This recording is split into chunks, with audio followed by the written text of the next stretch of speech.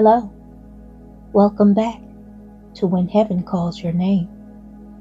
We're still in Job chapter 1, looking at verses 6 through 12. Stepping into a conversation that Job never heard, but one that reveals who has truly been the main character all along. While Job was faithfully living his life on earth, something was happening in heaven. Scripture tells us that one day, the sons of God came to present themselves before the Lord, and the accuser was among them. Yes, he was among them. Now, before we go any further, let us remember something important. Nothing moves outside the authority of God. Even the accuser does not operate freely or independently. He answers when spoken to. And the Lord asked, "Where have you come from?" And he answered, "From roaming throughout the earth." Then the Lord said something that should make us pause. "Have you considered my servant Job?" Did you hear the confidence in that? God was not reacting to Job. He was testifying about him.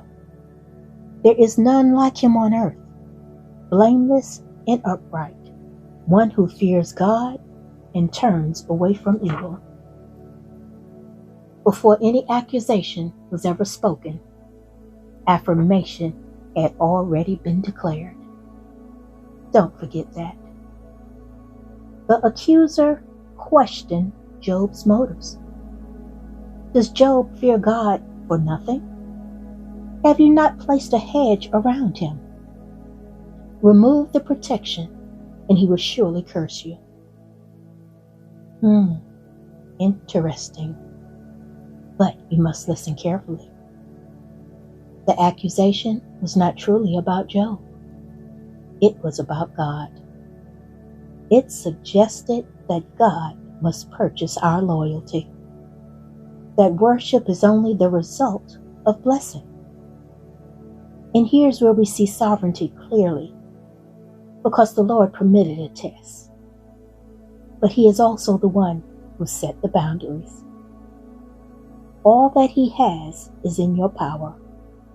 Only do not lay a hand on him. Measured, limited, under authority, nothing reckless, nothing outside of divine control. And the accuser departed. Now don't miss this. God knew what he had placed inside of Job. He knew the strength of his conviction. He knew the depth of his integrity. And he knew what Job himself did not yet know. This is the book of Job. Job is central to the story, but God remains the main character. His authority frames the conversation. His limits define the testing. It is his knowledge that precedes the trial. And it leaves us with a quiet question. If heaven were to speak our names, what confidence would be declared over us?